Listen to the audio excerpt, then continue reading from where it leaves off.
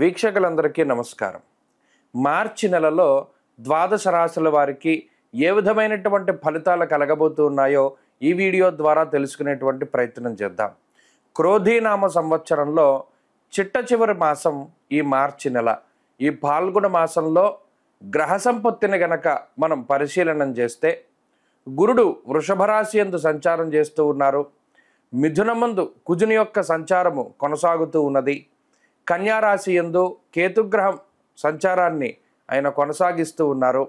అలాగే ఈ నెల మార్చి 15వ తారీఖు వరకు కూడా కుంభరాశి యందు రవి శనేశ్వరుడితో కలిపి సంచారం చేస్తూ 15వ తారీఖు నాడు మీనరాశిలోకి రవి యొక్క ప్రవేశం అనేటువంటిది జరగబోతూ ఉన్నది. అలాగే ఈ మాసం చివరిలో 29వ తారీఖున శనేశ్వరుడు తన యొక్క స్వక్షేత్రమైనటువంటి కుంభరాశిని వదిలిపెట్టి మీనరాశిలోకి ఆయన యొక్క సంచారాన్ని ప్రారంభం చేస్తారు. అప్పటికే మీనరాశిలో రాహువు, బుధుడు, శుక్రగ్రహాలు మీనరాశిలోని ఈ మాసం ప్రారంభం నుండి తమ యొక్క సంచారాన్ని కొనసాగిస్తూ ఉన్నటువంటి తరుణంలో రవి, శనేశ్వరుడు అలాగే చంద్రుడితోటి కలుపుకొని మీనరాశి యందు ఈ మాసం చివరిలో అనగా 29వ తారీఖు లగాయితూ ఒక 2.5 రోజుల పాటు షష్టగ్రహ కూటమి అనేటువంటిది జరగబోతూ ఉన్నది. ఒక 2.5 రోజుల తర్వాత అనగా ఏప్రిల్ 1వ తారీఖు నుండి చంద్రుడు మారిపోవడంతో ఈ షష్టగ్రహ కూటమి వల్ల పంచగ్రహ కూటమి కింద తగ్గుతుంది. ఆ తదుపరి కొన్ని రోజులకి శుక్రుని యొక్క మార్పుతోటి 4 గ్రహాల యొక్క కూటమిగా ఉంటుంది. ఆ తర్వాత దాదాపుగా మీనరాశిలో శని రవులు మాత్రమే మిగులుతారు ఈ మాసం చివరికి, అలాగే ఈ మే నెల వచ్చేసరికి. అయితే ఈ షష్టగ్రహ కూటమికి సంబంధించిన వీడియోలు ఆల్రెడీ మనం చేయడం జరిగింది. ఇప్పుడు ప్రత్యేకించి ఈ మార్చి నెలలో ఈ ద్వాదశ రాశుల వారికి మరి ఇటు రవి కానీ శనేశ్వరుని యొక్క మార్పు కానీ తీవ్రమైనటువంటి ప్రభావాన్ని చూపించేటువంటి ఈ నెలలో ద్వాదశ రాశుల వారికి ఏ విధమైనటువంటి ఫలితాలు కలగబోతున్నాయో మనం ఇప్పుడు ఈ వీడియో ద్వారా క్లుప్తంగా తెలుసుకుందాం. ధనురాశి వారికి మార్చి నెల మిశ్రమమైనటువంటి ఫలితాలను ఇవ్వబోతూ ఉన్నది. ఈ మాసంలోనే అర్ధాష్టమ రవి, అర్ధాష్టమ శనేశ్వరులుగా అటు శని తృతీయంలోనూ రవి తృతీయంలోనూ యోగిస్తూ ఉన్నటువంటి పరిస్థితులు మారిపోయి చతుర్థ స్థానస్థిత ఫలితాలు 15వ తారీఖు తర్వాత అర్ధాష్టమ రవి దోషము, మాసాంతంలో అర్ధాష్టమ శని దోషము కొత్తగా ఈ రాశి వారికి వస్తూ ఉంటాయి. ఇప్పటికే చతుర్థ స్థానంలో ఉన్నటువంటి బుధ శుక్రులు కొంత యోగిస్తూ ఉన్నారు. సప్తమ స్థానంలో కుజుడు మిశ్రమమైనటువంటి ఫలదాత, షష్టగురుడు వల్ల గురుబలం లేదు. అర్ధాష్టమ రాహు కొంత ఇబ్బంది పెడుతూ ఉన్నారు. మరి ఈ తరుణంలో తృతీయంలో రవి శనేశ్వరుల యొక్క యుతి ఉన్నన్ని రోజులు అనగా మార్చి 15 వరకు గ్రహస్థితి చాలా అనుకూలమే.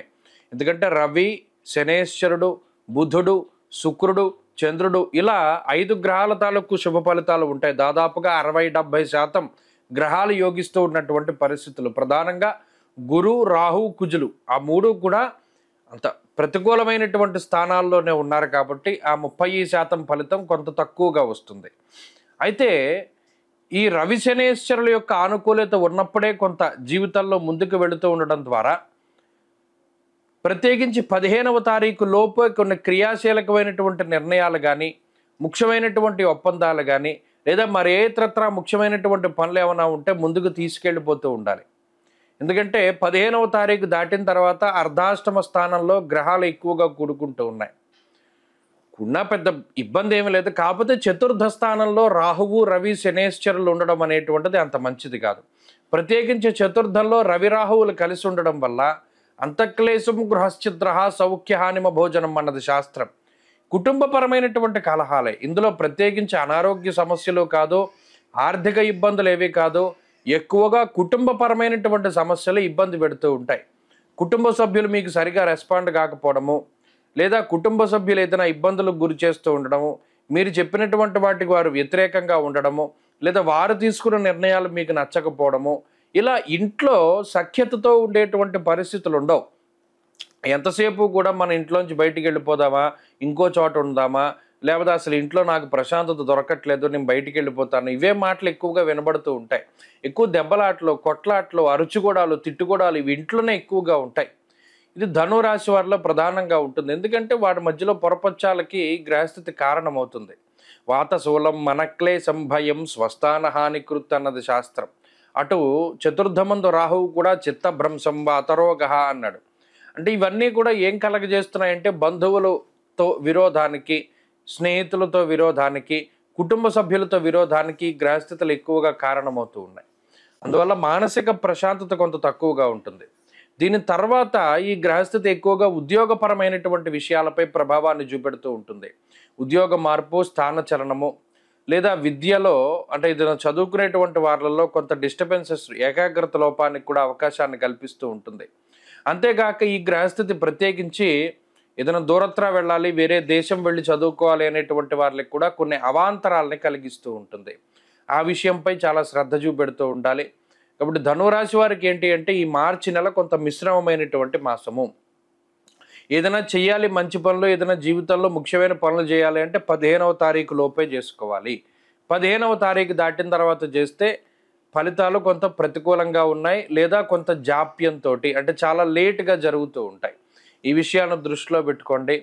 అలాగే 15వ తారీఖు దాటిన తర్వాత కొంత ఆరోగ్యపరమైనటువంటి సమస్యలు, ప్రత్యేకంగా నీరసము, నిస్సత్తువ లాంటివి, శక్తిహీనత ఇటువంటివి ఎక్కువగా బాధిస్తూ ఉంటాయి. అలాగే వడదెబ్బ తగలడానికి అవకాశం ఉంటుంది. ఎండలో ఎక్కువగా తిరగకుండా జాగ్రత్తగా ఉండండి. మంచి ఫలితాలు సంప్రాప్తమవుతాయి. ఆరోగ్యాన్ని కాపాడుకుంటూ ఉండవచ్చును. కాబట్టి ధనురాశి వారు ఈ మాసంలో మరింత అనుకూలమైనటువంటి ఫలితాలని సాధించడానికై ఈశ్వరారాధన చేస్తూ ఉండాలి. పరమేశ్వరుడికి సంబంధించినటువంటి అభిషేక అర్చనాది కార్యక్రమాలు, సూర్యారాధన చేస్తూ ఉండడం ద్వారా కూడా మంచి ఫలితాలను పొందగలుగుతారు.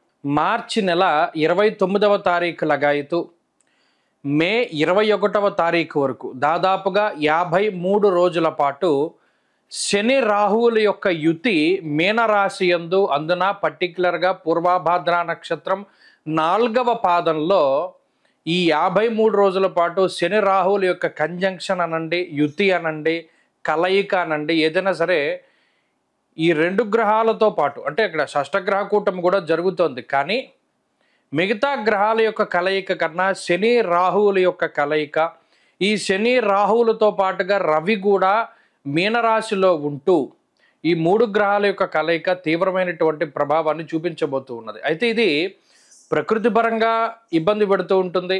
ఈ షష్టగ్రహ కూటమి వల్ల ప్రకృతి పరంగా వచ్చేటువంటి విపత్తుల గురించి మనం ఆల్రెడీ ఒక వీడియో చేసాం, అది డిస్క్రిప్షన్లో ఉంది. అయితే ఇప్పుడు చేస్తున్నటువంటి ఈ వీడియో ప్రత్యేకించి ద్వాదశ రాశుల వారికి శని రాహువుల యొక్క యుతి వల్ల వచ్చేటువంటి విపరీతమైనటువంటి ఫలితాలు ఏమిటి, ఇందులో కొంతమంది విపరీతంగా లాభపడేటువంటి సందర్భాలు ఉన్నాయి. ప్రత్యేకించి శని రాహువులు కలిసి యోగిస్తే ఓవర్ నైట్ స్టార్స్ని చేస్తారు ఆ 2 గ్రహాలు కూడా. అంటే ఎలా ఉన్నవాడైనా, ఉదాహరణకి చూడండి, ఈ కుంభమేళాలో కొంతమంది అలాగే ఓవర్ నైట్లో స్టార్స్ అయ్యారు. అంతా పీక్లో శని రాహువులు యోగిస్తే స్టార్డమ్ వస్తుంది.